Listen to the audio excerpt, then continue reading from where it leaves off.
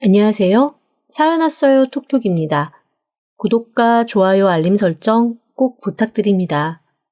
그럼 오늘의 이야기 시작해 보겠습니다. 저는 45살 여자입니다. 그리고 결혼한 지는 지금 6년째 되었어요. 결혼이 좀 늦기도 했지만 사실 연애한 것도 그다지 길지는 않았습니다. 연애를 7개월쯤 했을 때였나? 지금의 남편이 아주 적극적으로 결혼을 밀어붙였거든요. 자기가 평생 기다려오던 이상형이라나요? 그런데 사실 그때만 해도 저는 썩 결혼 생각이 없었습니다. 왜냐하면 자기 평생 이상형이라고는 하는데 연애하면서 느껴지는 왜 마음이라는 게 있잖아요. 이 사람이 나를 보는 눈빛, 이 사람이 나한테 하는 행동, 그런 것들이 하나하나 사랑이 뚝뚝 떨어지거나 꿀이 뚝뚝 떨어지거나 하여간 뭐라도 뚝뚝 떨어져야 되는데 전혀 그런 거 없이 우리가 지금 연애를 하는 건지 아니면 비즈니스 관계를 하는 건지 영 헷갈릴 때가 많았거든요. 그래서 저는 내심 연애 너무 재미없다. 그냥 헤어져야겠다라는 생각을 하고 있는데 이 사람이 갑자기 저한테 평생의 이상형을 만났으니 결혼하자고 청혼을 하는 거예요. 얼마나 당황했는지 몰라요. 그래서 처음 청혼받은 여자들이 하는 일반적인 행동, 즉 눈물을 흘리거나 좋다고 말하며 펄쩍펄쩍 뛰거나 그런 걸 한 게 아니라 이렇게 말했다니까요. 왜요? 왜 나랑 결혼하려고 해요?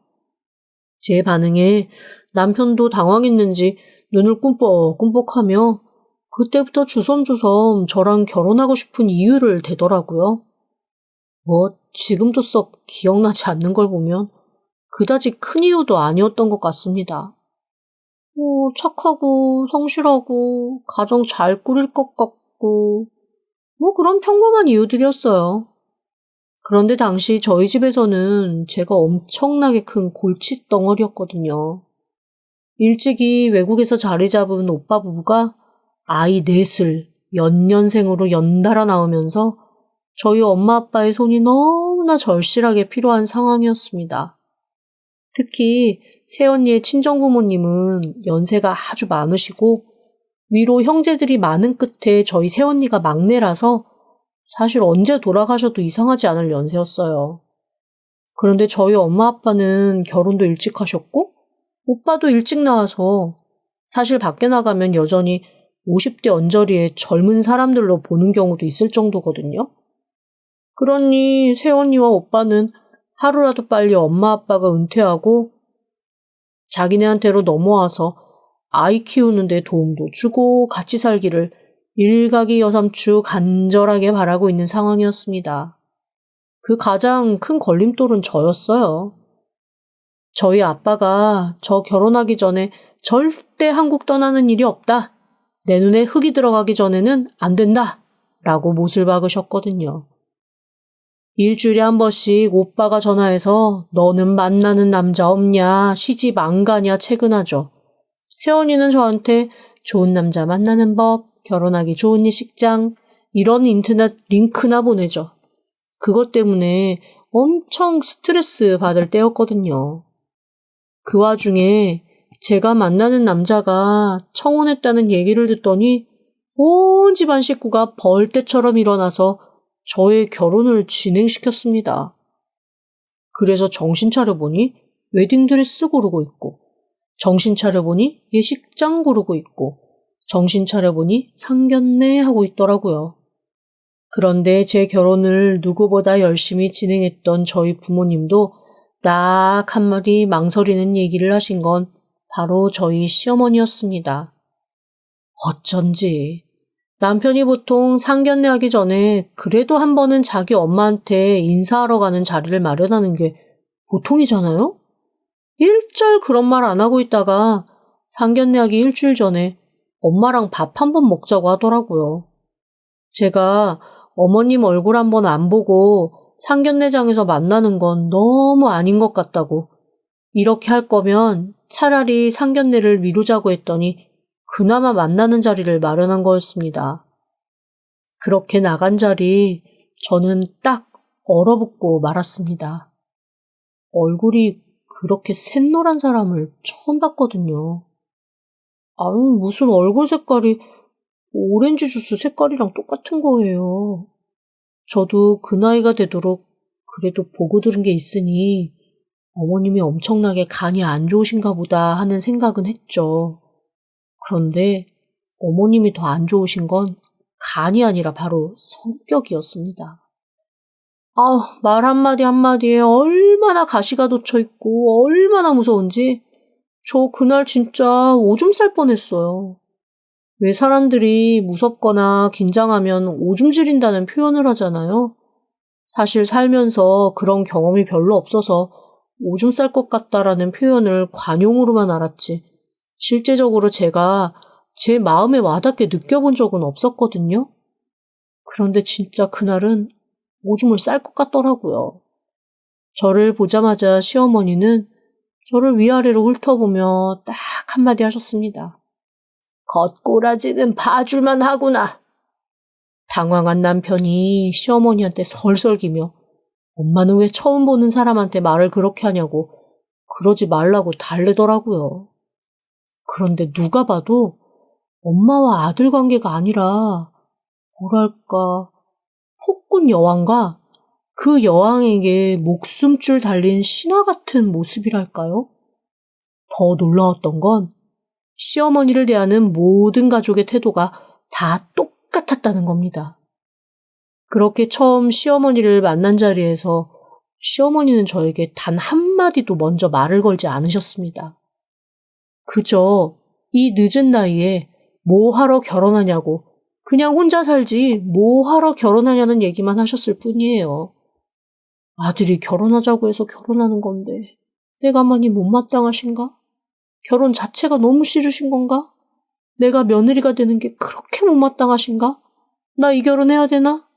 진짜 오만 생각이 다 들면서 상견례 자리에서 저희 부모님한테도 이런 식으로 하시면 엄마 아빠한테 어떻게 얘기를 해야 되나 걱정이 가득하더라고요. 그리고 무엇보다 더 실망스럽고 걱정됐던 건 남편의 태도였습니다. 엄마가 무슨 말을 할 때마다 일단 제 눈치는 보지도 않고 엄마 기분 맞추려고 전전긍긍 변명처럼 저에 대해 이것저것 얘기를 늘어놓는데 그거는 또 그거대로 너무 답답한 거예요. 그리고 그날 만나고 나서는 저한테 아주 한참 변명을 하더라고요. 사실 엄마가 보다시피 건강이 별로 안 좋아서 많이 예민하셔. 근데 그 예민함을 이때까지 계속 우리 식구들한테 다 쏟으면서 사셨거든. 자기한테는 오늘이랑 상견례 날만 조금 그러시지 살면서는 많이 만날 일 없을 거야. 엄마가 다른 사람이 자기 저런 모습 보는 거 싫어해서 사실 집 밖 출입도 잘 안 하고 자식들이 집에 오는 것도 그렇게 썩 좋아하진 않으시거든. 그러니까 조금만 딱 이 시기만 눈 감고 넘기면 된다라고 생각하고 조금만 이해해. 제가 남자친구의 어머니를 만나고 온다는 얘기를 듣고 목 빼고 기다리던 엄마 아빠는 한동안 제가 아무 말도 없자 궁금해서 안절부절 못하다가 결국은 저를 붙들어다 앉혀놓고 물어보시더라고요.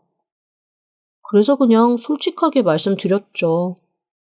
엄마의 얼굴에는 수심이 들었지만 아빠는 또 아무렇지도 않게 쓱 넘기시더라고요. 원래 사람이 몸이 안 좋으면 그렇게 신경질적으로 한 번씩 될 수 있다. 뭐 같이 모시고 살 것도 아니고 1년에 한 번, 두 번 얼굴 볼 텐데 그때만 그냥 참아 넘겨. 가정이라는 건 부부가 사는 거지 그 나머지 사람까지 일일이 신경 쓰다가는 그 누구랑도 결혼 못한다. 하지만 그렇게 말씀하셨던 아빠조차도 상견례를 다녀온 후에는 한숨을 푹 쉬며 저한테 이러시더라고요. 네 오빠, 네 새언니, 아빠 엄마 다 고려하지 말고 그냥 네가 행복할 것 같으면 해라. 아빠는 그 집에 네가 시집을 가겠다면 뭐 말리진 않겠지만 에휴, 떠밀어서 보내고 싶지는 않다. 왜냐하면 상견례 자리에서도 아주 저희 시어머니 대차게 구셨거든요. 그리고 그날 제가 처음으로 안 사실이 하나 있었습니다. 저희 시아버지 소위 말해 땡전 한 푼 없이 몸만 가지고 시골에서 상경하신 자수성가형인데 그 자수성가에 저희 시어머니 지분이 100%였습니다. 저희 시어머니의 친정은 지금도 누가 이름만 대면 알 정도로 큰 회사를 소유하고 있는 집이었습니다. 그리고 저희 시어머니는 그 회사의 유일한 딸이었고요. 나이차 많이 나는 오빠들이 공주처럼 귀여워하고 예뻐해서 손에 물 한 방울 안 묻히고 거만하게 자랐대요.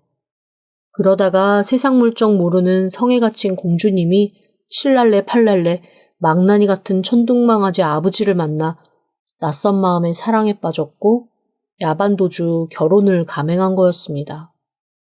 집에서는 난리가 났지만 어쩌겠어요. 덥석 결혼 1년 만에 딸을 낳고 또 2년 만에 제 남편을 낳았으니 집에서도 딸이 고생하는 걸 볼 수가 없으니 아마 신우와 남편이 자랄 때 드는 돈은 시어머니 친정에서 다 대줬나 봐요. 대신 사위한테는 한 푼도 줄 수 없다고 살림하는 비용은 일절 내지 않으셨는데 시어머니가 그 친정에서 받은 재산이 꽤 액수가 크다고 했습니다. 그러다 보니 집에 아무도 돈 버는 사람 없고 시어머니는 자기 앞으로 돼 있는 재산 손에 꽉 쥐고 놓지를 않으니 나머지 식구들이 그 콩고물이라도 얻어먹으려면 그렇게 비위 맞추며 전전긍긍 할 도리밖에 없는 거였죠. 제가 그걸 상견례장에서 어떻게 알았냐고요? 시어머니가 상견례장에서 딱 이렇게 말씀하시더라고요. 저는 고리타분한 옛날 사람이라 남자가 집하면 거기에 맞춰서 여자가 살림하는 게 맞다고 생각합니다. 원하는 집을 고르면 그게 얼마짜리가 됐든 제가 해주겠습니다. 그렇다고 해서 한강변뷰에 200평짜리 아파트 이런 건 아니고 전체 예산 10억 원 내에서 집 하나 고르시면 제가 집 살 테니 대신 거기에 걸맞게 살림 채워놓는 건 하셔야 됩니다. 10억짜리 집에 맞는 살림 수준으로 채워주시는 거 하실 수 있나요? 그 얘기에 저희 엄마 아빠는 몹시 당황하셨습니다. 요즘 트렌드 자체가 반반 아니면 예단 예물 없이 간소화 이런 세상에 살면서 이렇게 시대를 역행하는 하지만 거부하기 어려운 조건을 탁 내놓는 시어머니 말에 어떻게 대답해야 될지 몰라 난감해 하시더라고요. 그러자 남편이 혼자 당황하면서 자기는 한 2억 원짜리 전셋집만 있어도 된다. 그리고 서로 예단님을 생략하기로 했다라는 얘기를 하자마자 시어머니가 테이블을 확 치며 버럭 성을 냈습니다. 하나뿐인 아들 보내면서 예단 예물도 없이 그렇게 치워버리듯 보내는 거 자기는 할 수 없다는 거였죠. 결국 저희 부모님은 미국 가서 정착하실 자금 중에 일부를 빼서 제 결혼에 투입하기로 하셨습니다. 어쨌건 저는 시어머니가 사준 5억짜리 아파트로 들어갔고 그 30평대 아파트를 채울 살림살이를 시어머니 수준에 맞춰 다 집어넣었어요. 거기에 예단 예물도 다 했습니다. 총 비용은 남편이 구한 집의 절반 정도 들었던 것 같아요. 남들이 들으면 5억짜리 집 받고 그 정도 살림 채워놨으면 훌륭하다라고 하겠지만 사실 제 전체 예산은 5천만 원이었거든요. 3배 이상 되는 돈을 쓰고 엄마 아빠 등골까지 빼먹은 것 같아서 제 마음은 몹시도 불편했습니다. 하지만 그걸로 끝이 아니었어요. 시어머니는 저한테 전업주부를 할 것을 요구하셨습니다. 사실 제가 일이 주기적인 일은 아닙니다. 회사에서도 계속 부침이 좀 있었고요. 하지만 일을 안 하고 집에만 들어앉아 있는다는 건 한 번도 생각을 해본 적이 없는데 시어머니가 아주 정확하게 집에서 살림하고 중간중간 시어머니가 부르면 와서 일하라고 딱 말씀을 하시더라고요. 남편도 3, 4년만 그렇게 하면 아마 어머니가 카페건 공방이건 제가 운영할 만한 거 하나 차려주실 거라며 그렇게 해달라고 부탁을 했습니다. 그리고 집에서 살림을 하게 된다면 제가 받던 급여보다 훨씬 많은 돈을 살림 비용으로 어머님이 주시겠다 했고요. 오랜 고민 끝에 일단 어머님 말씀을 듣기로 했습니다. 그때부터 저의 고된 시집살이는 시작되었습니다. 시어머니의 까다로운 입맛을 맞추기 위해 식사 한번 차릴 때도 생선을 구웠다, 졸였다, 쪘다. 그때그때 바뀌면서 시어머니 입맛에 따라 메뉴를 다르게 해야 했어요. 결국 시어머니가 몇 번 깨작깨작 하시고 남은 것들이 제 차지가 됐죠. 옛날 드라마에서나 보던 대가 센 시어머니 아래 달달달 볶이는 며느리, 그게 바로 저였습니다. 절인 배추 이렇게 잘 나오는 세상에 꼭 산지 가서 배추 실어다가 소금에 절이고 새벽에 그걸 또 뒤집고 물로 헹구고 물 빼서 양념하는 그런 김장을 1년에 2번 해야만 했고, 동치미를 드시고 싶다고 하면 탄산 성분 들어가 있는 약수터를 찾아 그 약수를 떠서 동치미를 만들어 드려야 했습니다. 시어머니가 일당 100으로 저를 괴롭히니 처음에는 시누이질하려고 했던 시누이, 그리고 어른인 양 저한테 이런저런 참견하려고 했던 시아버지가 모두 시어머니 기세에 눌려서 저한테 잔소리조차 못하는 상황이 발생하기 시작했어요. 처음 3년은 정말 죽을 것처럼 힘이 들었습니다. 그런데 이게 사람이 익숙해지는 건지, 아니면 제가 워낙 그런 거에 무뎌지는 성격인 건지 어느 순간 오히려 이게 낫다라는 생각이 들더라고요. 시어머니가 저를 괴롭히는 패턴이 보였거든요. 뭔가 식구들이 다 같이 있을 때는 제가 잠시도 앉아서 쉬지 못하게 변덕을 부리면서 저를 달달달달 괴롭히십니다. 그리고 뭔가 집에 행사가 있거나 제사가 있을 때는 일단 어마어마한 일의 양을 만들어서 정말 일이 바빠서 다른 거는 신경도 못 쓸 환경을 만들어버립니다. 딱 그렇게 2가지 패턴이다 보니 아예 어머님과 식구들이 다 같이 모여 밥을 먹을 때는 그냥 요리를 몇 번 해야 되는구나. 그 다음에 제사나 행사가 있을 때는 일이 엄청나게 많겠구나 라고 생각을 해서 제가 나름 계획을 세울 수 있게 되더라고요. 어머님이 엄청 강력한 빌런이어서 그렇지 따지고 보면 시누이나 시아버지도 그렇게 만만한 사람들은 아니었습니다. 특히 시누이는 자기 친정인 제 시댁을 오면 뭐 하나라도 더 가져가려고 눈에 불을 켜고 덤비는 종류의 사람이었어요. 그리고 얼마나 욕심이 많은지 제가 가방을 들고 가거나 입고 간 옷을 보면 한번 입어보고 들어보겠다고 조르고 제 입에서 가지실래요? 소리가 나올 때까지 아주 성화를 합니다. 나는 이런 거 한번 입어보는 게 소원이었는데 이런 거는 대체 얼마를 주고 사야 되는 거야? 내가 어딜 나가서 돌아다니는 스타일이어야 말이지. 이런 것 좀 입었으면 좋겠네. 이렇게는 좋겠다. 이런 거 여러 개 있는 것 같던데. 사실 보통 시댁 갈 때 잘 차려입고 가는 사람 없잖아요. 그런 티셔츠나 가방 같은 거 인터넷에서 진짜 싸게 잘 살 수 있는 건데도 꼭 그런 식으로 사람을 득득 긁든 얘기를 해서 제가 몇 번은 그냥 제가 그럼 여기 있는 거 대충 입고 갈 테니까 이거 쓰세요 하고 주고 온 적도 있습니다. 그런데 지나고 보니 그게 아예 습관이더라고요. 그 다음부터는 진짜 의류함에 버리기 직전의 것들만 입고 가는데 그것도 또 욕심을 낼 때가 있습니다. 그러니까 한마디로 예뻐서 혹은 취향에 고급스러워서 남의 것을 탐내는 게 아니라 그냥 자기한테 없는 거면 다 탐내는 그런 종류의 사람인 거죠.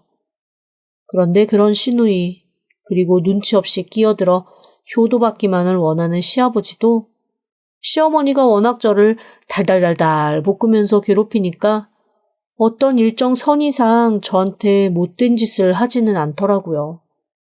뭐랄까, 자잘자잘한 적들이 시어머니라는 큰 산 아래 그냥 깨갱하는 그런 느낌이랄까요? 그런데 또 제가 시어머니한테 마냥 화만 낼 수도 없었습니다. 희한하게 그렇게 저를 달달달달 볶고 나면 꼭 식구들 없을 때 저한테 마음을 울리는 행동이나 말을 해주시곤 합니다. 그게 저는 진짜 이상했어요. 보통 시어머니들이 식구들 있을 때는 애미야, 애미야 하면서 간도 빼줄 듯이 잘해주다가 둘만 있을 때 달달달달 괴롭히는 게 일반적이잖아요. 그런데 저희 시어머니는 식구들 보란 듯이 저를 달달 괴롭히고 식구들이 아무도 없으면 꼭 네 남편한테 말하지 마라 라는 말과 함께 용돈을 쓱 주신다던가 아니면 다른 식구들한텐 티내지 마라 라는 말과 함께 맛있는 음식을 툭 내어주십니다. 한 번은 이런 일도 있었습니다. 그날도 소갈비 40kg을 핏물을 빼고 다듬고 삶고 하느라 저는 사실 갈비 냄새만 맡아도 토악질이 나올 만큼 갈비에 질려가며 요리를 했어요. 하지만 부엌 쪽은 보지도 않던 나머지 식구들은 아구처럼 그 갈비를 앉아가지고 다 퍼먹으며 맛있다 맛있다만 하더라고요. 시어머니도 식탁에 앉아서 몇 점 드시는 것 같더니 그 다음부터는 계속 부엌에 와서 갈비찜 다 했으면 저거 해라, 저거 하고 나서 밥 먹어라 이러고 저를 달달 볶으시더라고요. 오죽하면 그런 얘기 일절 안 하는 시아버지와 시누이가 저 좀 그만 괴롭히고 같이 밥이라도 먹게 하라고 한 소리 할 정도였다니까요.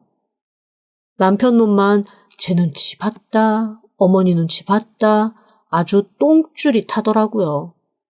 기막혔던 건 그 똥줄 타는 와중에도 입에 갈비는 집어넣대요?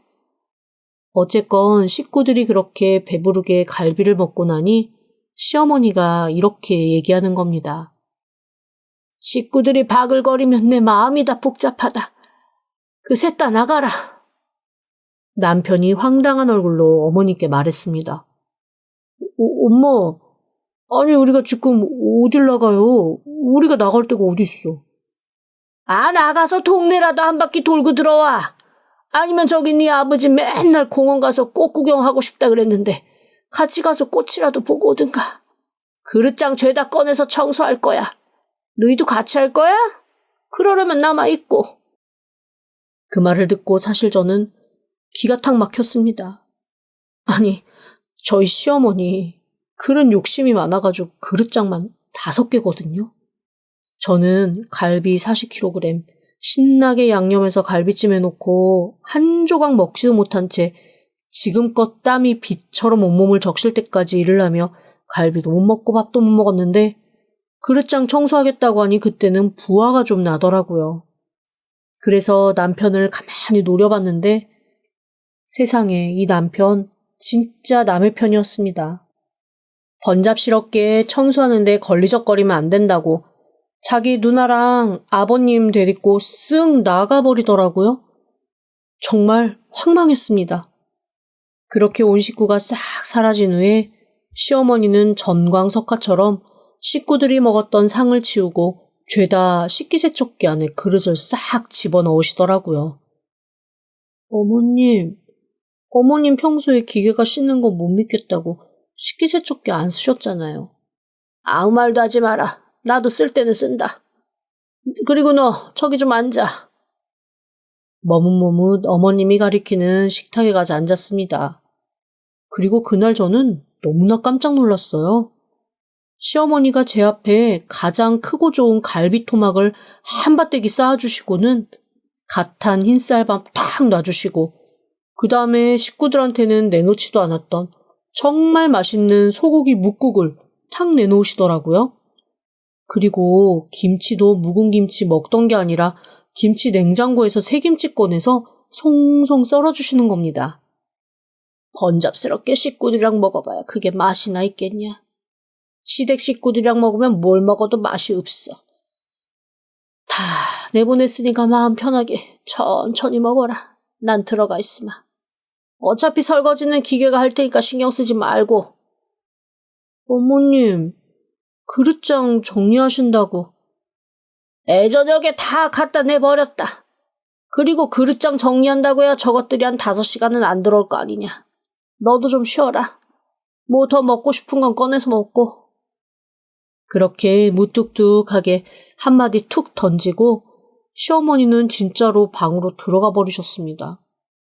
그날 저 진짜 맛있게 먹었어요. 엄청 노동한 끝에 갈비찜 먹고 김치에 밥을 2그릇이나 먹었다니까요. 제가 밥을 다 먹었을 때쯤 시어머니가 다시 나와서 제가 먹은 밥그릇도 식기세척기 안에 다시 휙 넣어버리시더라고요. 그리고는 저한테 이렇게 말씀하셨습니다. 그릇 정리하라고 힘들었다고 애비한테 강짜 좀 부려라. 내 아들이지만 참 본데 없는 놈이다. 그렇게 한 번씩 내 핑계대고 강짜라도 안 부리면 너한테 평생 굽신 걸릴 하나 없는 놈이야. 너 내 말 명심하고 살아. 그리고 네 몸은 네가 지켜. 저는 어머니의 그 마지막 말이 이상하게 가슴에 확 꽂혔습니다. 네 몸은 네가 지키라는 그 말이 왜 그렇게 가슴에 꽂혔는지는 좀 더 시간이 지난 다음에 알게 되었어요. 어머님이 급격하게 건강이 안 좋아지면서 병원에 입원을 하시게 되었거든요. 그리고 그때부터 저와 가족들의 눈치 싸움이 시작됐습니다. 어머님은 이제는 간이식밖에는 답이 없는 상황이 왔어요. 얼결에 온 식구가 어머님께 누가 간을 이식할 수 있을지 검사하는 상황이 벌어졌죠. 그런데 상황이 몹시 이상하게 돌아가더라고요. 어머님과 저 그리고 시누이 남편, 시아버지 모두 다 똑같은 B형이거든요. 그래서 평소에 우리는 모두가 B형 가족이라며 그게 무슨 가족을 묶는 큰 공통점이라도 되는 양 의기양양해했던 가족들이 갑자기 가장 젊고 가장 건강하고 회사 일 할 필요 없는 제가 간이식을 해야 옳다라고 슬슬 몰아가는 분위기인 거예요. 아차 싶었습니다. 대체 이게 무슨 상황이지라는 생각이 들었는데 그때 시어머니가 이상한 얘기를 하시더라고요. 평소 그렇게 달달 볶이면서 괴롭힘 당한 시애미한테 간 주고 싶겠어? 내가 간을 얻어 가질 거였으면 쟤한테 좀 더 잘했지. 아마 나한테 줘도 된다는 반정이 나와도 나 같으면 그렇게 자기 괴롭혔던 시애미한테 간 안 준다. 그러자 시누이가 자기 엄마 눈치를 보다가 제 눈치를 보다가 이렇게 얘기하더라고요. 아, 엄마, 그게 무슨 얘기야. 엄마가 뭘 얼마나 괴롭혔다고 그래. 아니, 그리고 저기 올케가 그렇게 꽁한 사람은 아니지. 아, 그래도 사람이 살고 봐야지. 적절하다고 나오는데 시어머니 뭐 세상 떠나게 하겠어? 다 필요 없고 나 죽으면 내 재산은 너 혼자 지내라. 그런데 그 얘기를 듣는데 갑자기 제가 울컥하면서 폭발을 한 거예요. 사실 그동안 저라고 왜 안 참았겠어요. 시어머니가 그렇게 갈비 한번 듬뿍 쌓아준 거, 그리고 중간중간 식구들 없을 때 챙겨준 거 외에는 제가 너무 힘들게 살았잖아요. 그런데 온 식구가 저한테 간까지 달라고 달려드니 부하가 치밀어 오르더라고요.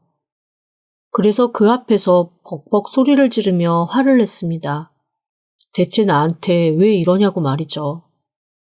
그리고 이때까지 시어머니가 배추 300포기 쌓아놓고 저 혼자 다 절이게 하고 김치하게 한 거, 갈비 40kg 혼자 피물 빼고 식구들 먹을 동안 발 동동 구르며 밥도 못 먹고 다 한 거, 수시로 불러대서 청소하고 시어머니가 찜하라면 찜하고 구우라면 굽고 튀기라면 튀기면서 수발든 거, 그 모든 것을 다 쏟아놓았죠. 사람을 그렇게 괴롭히고도 이제는 제사까지 갖고 가서 모시라고 하는 거냐고 제가 버럭버럭 소리를 질렀습니다. 남편도 당황하고 모두가 다 당황을 하더라고요. 하지만 제가 틀린 말을 한 게 아니니 저한테 뭐라고 말은 못하고 다들 전전긍긍하기만 했습니다. 그렇게 제가 할 말 다 하고 집으로 돌아왔는데 시어머니가 제게 전화를 하신 거예요. 이름 하나를 말하면서 자기가 죽고 나면 꼭 이 사람 찾아가 보라는 얘기였습니다. 그때만 해도 시어머니한테 너무너무 화가 나는 상태라 한번 흘려듣고 말았죠. 몇 주 뒤 결국 간을 이식하는 시도도 하기 전에 시어머니는 세상을 떠나셨습니다. 병원에서 얘기한 것보다 훨씬 빠른 급작스러운 죽음이었어요. 장례식장에 멍하게 앉아있는데 참 이상하죠? 시어머니가 저를 달달 괴롭혔던 것보다는 슬그머니 그렇게 마음 써주셨던 일들이 훨씬 더 많이 떠오르더라고요. 그래서 뭔가 싱숭생숭해서 앉아있는데 누군가 한 사람이 저한테 다가와 아는 체를 했습니다. 나이 지긋하신 약간 교양 있어 보이는 남자분이었어요. 알고 보니 어머님 집안일을 다 돌봐줬던 변호사더라고요. 아버님이나 남편, 시누이는 모르는 사람인 듯 멀뚱멀뚱하고 그 사람은 저한테 다가와 슬그머니 자기와 얘기를 좀 하자며 명함을 주고 갔습니다. 어머님이 저한테 전화로 꼭 만나보라고 했던 그 사람이었습니다. 그리고 장례 후 저는 그분께 정말 엄청 충격적인 얘기를 들었습니다.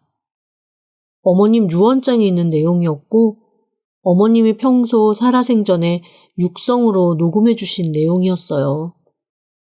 간단하게 말하면 식구들이 어머님이 돌아가시면 그나마 어머님이 갖고 계신 재산이 다시 어머님 친정으로 귀속되고 어머님이 살아 계셔야 자기네들이 어머님 통해 돈을 받았을 수 있는 상황이었기 때문에 어떻게 하든 어머니를 살려놔야 하는 절대절명의 미션을 맡은 거였습니다. 그런데 선천적으로 간이 안 좋았던 어머니가 오래오래 살 수 있는 방법은 오직 하나, 간이식밖에 없었던 거죠. 근데 이놈의 자식들이 돈은 갖고 싶은데 자기 엄마한테 간이식은 해주고 싶지가 않았던 겁니다. 결국 저는 어머님의 간이식 생체 기증자로 남편이 골라서 이 집의 며느리로 데리고 온 거였습니다. 어머님이 이렇게 말씀하셨더라고요. 남의 집 귀한 딸, 내가 뭐라고 그 간조가리 받겠다고 며느리로 드립니까? 정말 아들놈 생각 괘씸하고 그걸 묵인한 딸년과 내 남편도 다 때려치우고 돌아보고 싶지도 않지만 또 전륜이 그럴 순 없잖아요. 그래서 내가 할 수 있는 가장 쉬운 방법, 가장 아픈 방법으로 며느리가 저한테 정 붙이지 못하게 아주 달달 괴롭혔습니다. 그런데 그게 천성이 착해서 그런지 내가 그렇게 괴롭혀도 연 끊는다는 얘기 한 번 안 하고 어머님 하면서 주는 밥 잘 먹고 옆에 붙어 있더라고요. 마치 귀한 강아지 좋은 집 앞에 버리고 도망왔는데 죽어라 쫓아와서 나 주인님이랑 살래요 하는 그 강아지를 보는 심정으로 내가 이때까지 며느리를 봤습니다. 내 아들놈 못난 거 생각하면 그 똘똘하고 착한 게 옆에 붙어 있어줬으면 좋겠지만 걔의 인생 생각하면 갈라서게 돕는 게 맞을 것 같고 하지만 그건 걔 판단에 맡기고 만약에 갈라선다 하면 내가 한 재산 떼어줄 테니 나가서 편하게 살라고 해주고 싶습니다. 그게 어머니의 육성이었습니다. 저는 그제야 왜 어머니가 저한테 그렇게 신데렐라 계모 마냥 악독하게 구셨는지 알게 되었어요. 평생 어머니는 보지도 않겠다고 제가 화를 버럭버럭 내며 연이라도 끊으면 식구들이 차마 간이식하라는 말 못할 것 같아서 저한테 그렇게 모질게 하셨던 거였습니다. 어머니의 사랑이 느껴졌고 남편이란 놈이 진짜 징글징글하고 소름 끼치게 밉더라고요. 저는 어머님 유언을 토대로 남편과 이혼을 단행했습니다. 그런데 이혼 과정에서 알고 보니 그것 말고도 제가 이혼할 이유가 많았더라고요. 참 바가지에 금이 한 개만 생기는 게 아니라고 하더니 자기 마누라 살아있는 간이식 샘플로 데리고 살던 놈이 아이고 애인까지 만들어서 밖에서 희낙낙 노라지 끼고 있었더라고요. 저는 남편한테 온팡지게 위자료 물리고 이혼을 했고, 이혼하고 나서 어머님의 친정 가족들로부터 큰 재산을 받았습니다.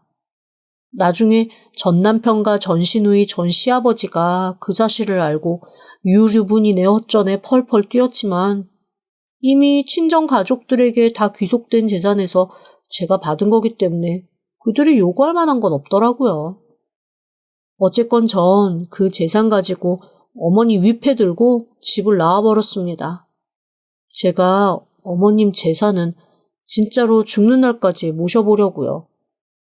어떻게 보면 저를 지옥 같은 곳에서 구해주신 분이고 그 집안에서 유일하게 저를 사랑했던 사람일 수도 있는데 그 정도는 제가 해드려야 된다는 생각이 들었거든요. 어머님이 미국 땅도 좋아하셨으면 좋겠어요. 저 그 위패 들고 엄마, 아빠, 오빠가 있는 미국으로 가서 자리 잡을 거거든요. 거기에도 어머님이 좋아하셨던 펜지꽃은 있겠죠? 매년 제삿날 꼭 펜지꽃 한 송이는 옆에 같이 놓아드릴 거거든요. 지금까지 들어주셔서 감사합니다. 구독과 좋아요, 알림 설정은 사연 왔어요 톡톡에게 큰 힘이 됩니다. 지금 바로 구독 부탁드립니다. 그럼 다음 사연으로 또 찾아오겠습니다. 감사합니다.